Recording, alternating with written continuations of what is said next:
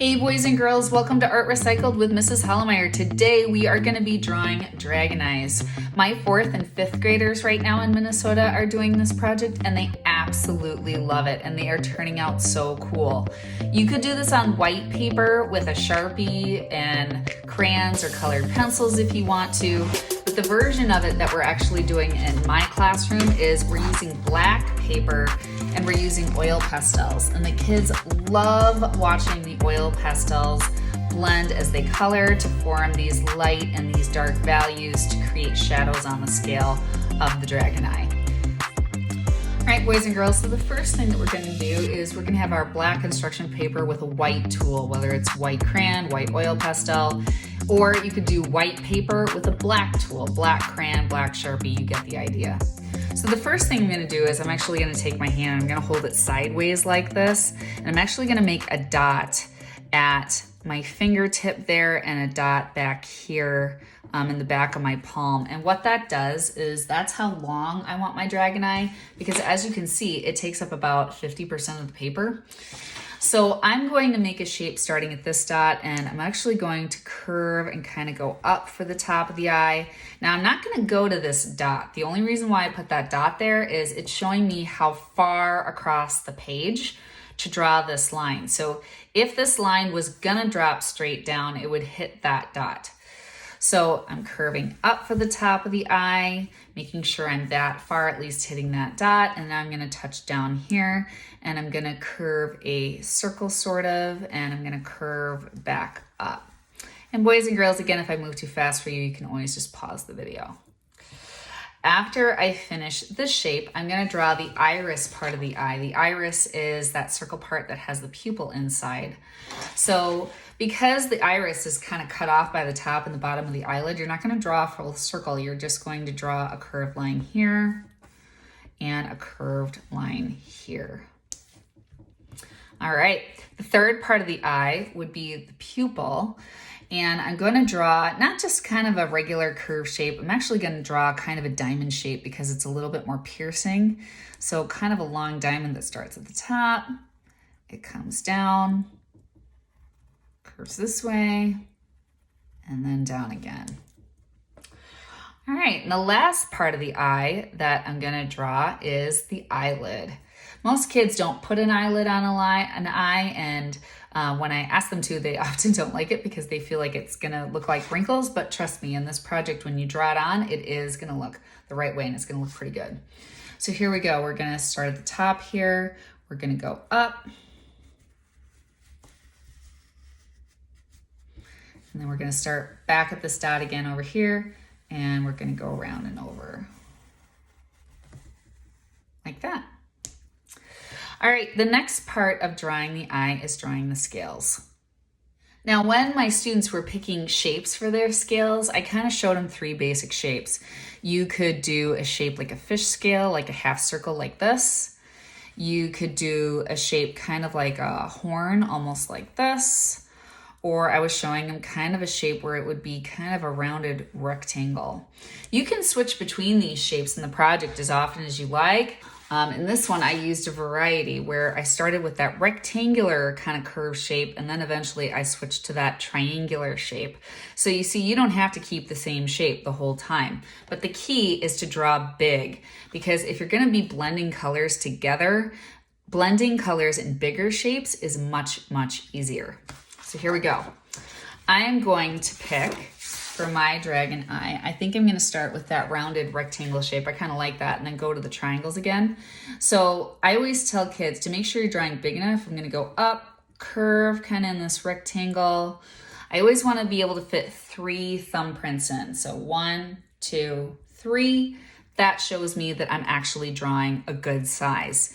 And most kids think this is too big until they start to color, and then they realize, oh yeah, blending the colors is really a lot easier if I'm drawing bigger.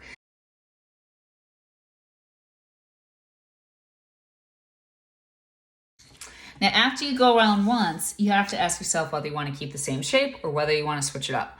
I'm going to switch it up. I'm now going to go to that triangular shape.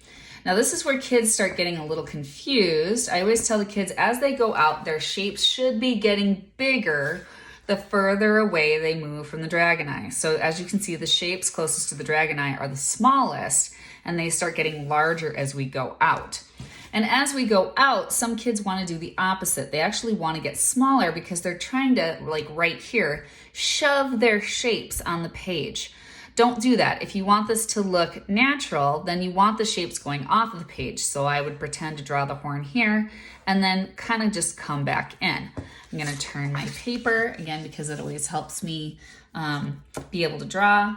And then I'm just going to keep drawing my larger triangles that are between every rectangle like this. And now what I'm going to do is I'm going to get even bigger. And now as I get bigger, you're going to see most of these shapes won't even fit off the paper, but they are going to look like they're going off the paper. So I'm going to start a triangle here. I don't see the top. It comes back on. I can actually fit one there. I won't see one here. The tip's gonna run off. Now I'm gonna turn my paper back. Let's see, I'd see a whole one there, a whole one here. And then for the rest of this, really, I wouldn't see any on the sides. I would only see one here. It's gonna be really big, right? And maybe one here, and then maybe draw one off the page here and off page here. So that's a little challenging for my 4th and 5th graders. That is actually the most challenging part of the project. As you're going out, your shapes get bigger and they're supposed to go off the page. Don't try to shove them in.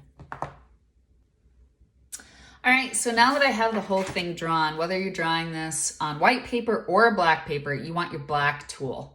So your black Sharpie or your black oil pastel or your black crayon.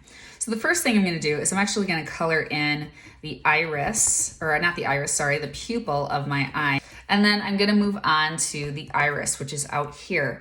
And here's the lesson for today, boys and girls. You always have to pick one dark color and one light color that you know they're gonna mix and work well together. So for example, yellow is a really nice light color. It's gonna mix really well with red because we know it's gonna form orange. Or we know yellow is gonna mix really well with dark blue because it's gonna form green. Now I have some other colors in here. I like a light green, so I know I could obviously pair the light green with the blue. If I pair the light green with the red, it's gonna turn brown because green and red are opposite colors. Or I could obviously pair maybe a pink with a red, or even better, a pink with a dark purple. The greater the difference between the lighter color and the darker color, the better this is gonna look. So I'm gonna go with yellow and dark blue for my eye. I want you to take your lighter color that you picked out of your light and your dark, and you're gonna go next to the pupil and color right next to it. Color about halfway across the iris.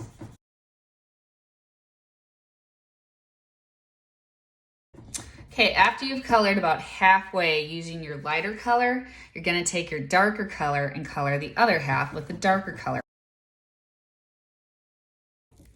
All right, so that doesn't look blended, whereas this looks really nice and really blended. So here's how you do it. You wanna take your lighter color again, and especially with oil pastels, I'm going to mix the two using the lighter oil pastel.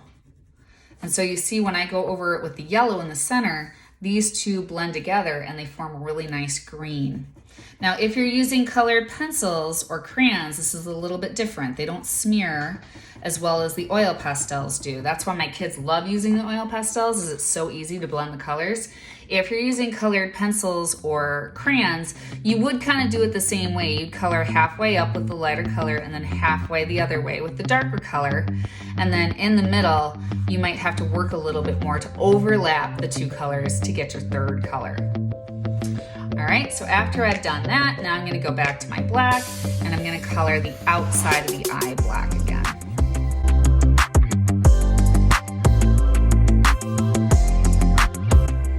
All right, I'm gonna take a little bit of white and I'm going to draw a white mark here on my iris on one side and then a white kind of curved line on the other, just kind of making the eyeball look shiny and round.